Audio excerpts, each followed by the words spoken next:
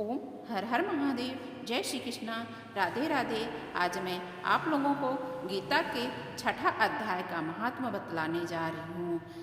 कथा करने से पहले आपसे अनुरोध करना चाहती हूँ कि यदि आप हमारे चैनल पर नए हैं तो कृपया करके लाइक करिए, सब्सक्राइब करिए, शेयर करिए। यदि हमारे चैनल पे पुराने बने हुए हैं तो आपको बहुत बहुत धन्यवाद। आपके ऊपर शिव जी की कृपा बरसती रहे। आइए कथा की ओर चलते हैं। श्री भगवान जी कहते हैं, सम्मुखी अब मैं छठे अध्याय का महात्मा बतलाता हूँ, जिससे सुनने वाले मनुष्य के लिए मुक्ति का मार्ग सुलभ हो जाता है। गोदावरी नदी के तट पर प्रतिष्ठानपुर बैठक नामक एक विशाल नगर है, जहाँ मैं पिपलेश के नाम से विख्यात होकर रहता हूँ। उस नगर में जांसूती नामक एक राजा रहते थे, जो भूमंडल की प्रजा को अत्यंत प्रिय थे।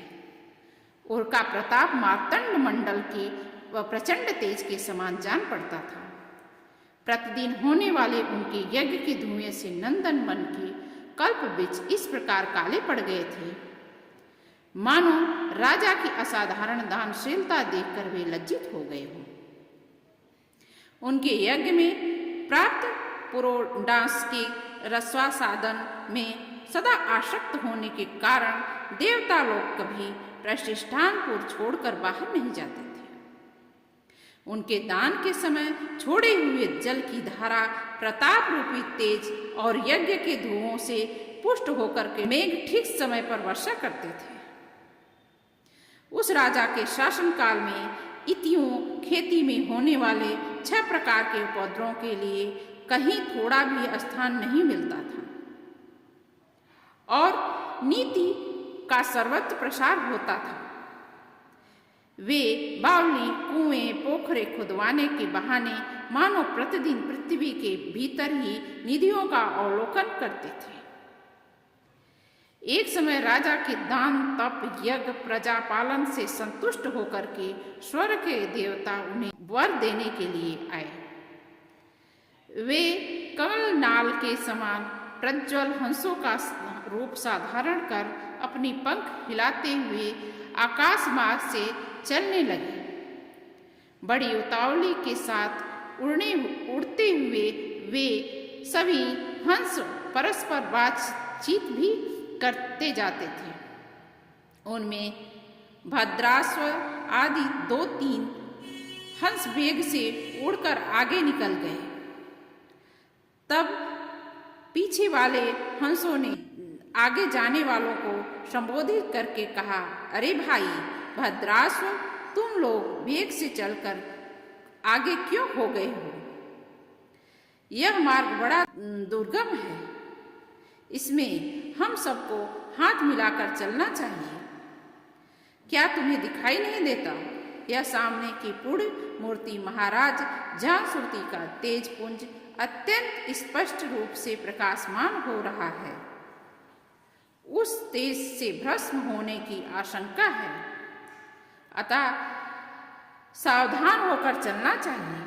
पीछे वाले हंसों के ये वचन सुनकर आगे वाले हंस हंस पड़े और उच्च स्वर से उनकी बातों की अवहेलना करते हुए बोले, अरे भाई, क्या इस राजा जांसूती का तेज ब्रह्मवादी महात्मा रैक्व के तेज से भी अधिक तीव्र है?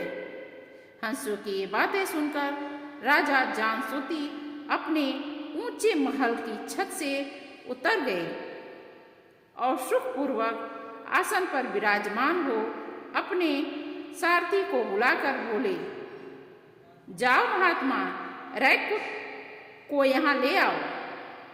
राजा का यह अमृत के समान वचन सुनकर के मह नामक सारथी प्रसन्नता प्रकट करता हुआ नगर से बाहर निकला। सबसे पहले उसने मुक्तिदायिनी काशीपुर की यात्रा की, जहाँ जगत के स्वामी विश्वनाथ मनुष्य को उपदेश दिया करते हैं। उसके बाद वह गया क्षेत्र में पहुंचा। वहाँ प्रफुल्ल नेत्रों वाले भगवान गदाधर संपूर्ण लोकों का उद्धार करने के लिए निवास करते हैं। तदंतर नाना तीर्थों में भ्रमण करता हुआ सारथी पाप नाशनी मथुरापुरी में गया। वहाँ भगवान श्री कृष्ण का आदि स्थान जो परम महान तथा मोक्ष प्रदान करने वाला है।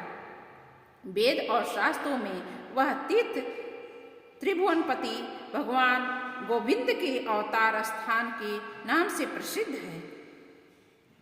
नाना देवताओं और महर्षि का सेवन करते हैं। मथुरा नगर कालिंदी यमुना के किनारे शोभा पाता है। उसकी आकृति अर्धचंद्र के समान प्रतीत होती है। वह सब तीर्थों के निवास से परिपूर्ण है। परम आनंद प्रदान करने के कारण सुंदर प्रतीत होता है। गोवर्धन पर्वत होने से मथुरा मंडल की शोभा और भी बढ़ गई है। वह पवित्र वृक्षों और लताओं से आसक्त है। उसमें 12 वन हैं।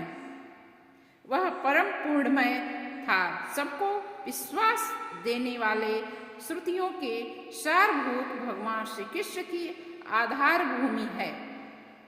तत्पश्चात मथुरा से पश्चिम और उत्तर दिशा की ओर बहुत दूर तक जाने पर सारथी को कश्मीर नामक नगर दिखाई दिया, जहाँ शंख के समान उज्ज्वल गगनचुंबी महलों की पत्तियां भगवान शंकर के अट्टहास की शोभा पाती है।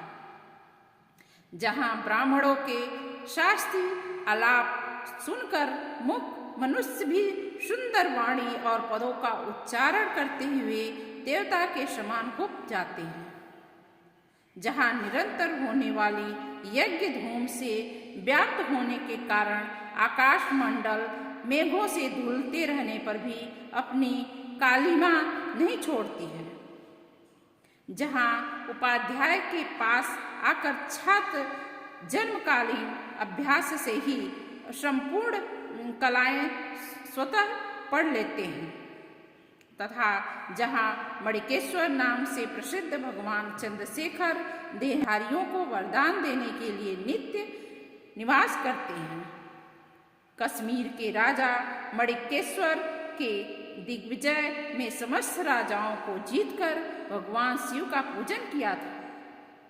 तभी से उनका नाम मणिकेश्वर हो गया था। उन्हीं के मंदिर दरवाजे पर महात्मा रैक्वर एक छोटी सी गाड़ी पर बैठे अपने अंगों को खुजलाते हुए वृक्ष की छाया का सेवन कर रहे थे। इसी अवस्था में सारथी ने उन्हें देखा। राजा के बताए हुए भिन्न भिन्न चिन्हों से उसने शीघ्र ही रैक्व को पहचान लिया और उनके चरणों में प्रणाम करके कहा, ब्राह्मण, आप किस स्थान पर रहते हैं? आपका पूरा नाम क्या है? आप तो सदा स्वच्छंद विचरण वाले हैं, फिर यहाँ किस लिए ठहरे हैं? इस समय आपका क्या करने का विचार है? सारथी के ये वचन सुनकर परमानंद में निमग्न महात्मा रैक्व के कुछ सोचकर उसने कहा, यद्यपि हम पूर्ण काम हैं, हमें किसी वस्तु की आवश्यकता नहीं है। यद्यपि कोई भी हमारी मनोवृत्ति के अनुसार परिचर्चा कर सकता है। रैक्व के हार्दिक अभिप्राय को आदर पूर्वक ग्रहण करके सारथी धीरे से राजा के पास चल दिया। वहां पहुंचकर राजा को प्रणाम करके उसने हाथ जोड़ करके सारा समाचार निवेदन किया। उस समय स्वामी के दर्शन से उनके मन में बड़ी प्रसन्नता थी। सारथी के वचन सुनकर राजा के नेत्र आश्चर्य से चकित हो रहे थे। उसके हृदय में रैक्व का सत्कार करने की श्रद्धा जागृत हुई। उन्होंने 2 खच्चरियों से जुती हुई गाड़ी लेकर यात्रा की, साथ ही मोती के हार, अच्छे अच्छे वस्त्र और एक सहस्त्र गौएं भी ले ली।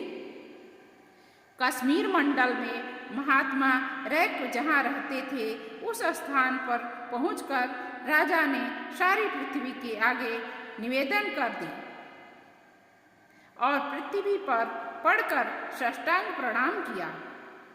महात्मा रैक्व अत्यंत भक्ति के साथ चरणों में पड़े हुए राजा जामश्रुति पर कुपित हो उठे और बोले, हे शूद्र, तू दुष्ट राजा है, क्या तू मेरा वृतांत नहीं जानता? यह खच्चरों से जुती हुई अपनी गाड़ी, ऊंची गाड़ी ले जा। ये वस्त्र, ये मोतिया के हार और ये दूध देने वाली गौएं भी स्वयं ही ले जा। इस समय आज्ञा देकर रैक्व ने राजा के मन में भय उत्पन्न कर दिया। तब राजा ने श्राप के भय से महात्मा रैक्व के दोनों चरण पकड़ लिए और भक्तिपूर्वक कहा, ब्राह्मण, मुझ पर प्रसन्न हो जाइए। भगवान, आप में यह अद्भुत महात्मा कैसे आया है? प्रसन्न होकर मुझे ठीक ठीक बताइए। रैक्व ने कहा, राजा, मैं प्रतिदिन गीता के 6ठे अध्याय का जप करता हूँ। इसी से मेरी तेजो राशि देवताओं के लिए भी दुस्सह है।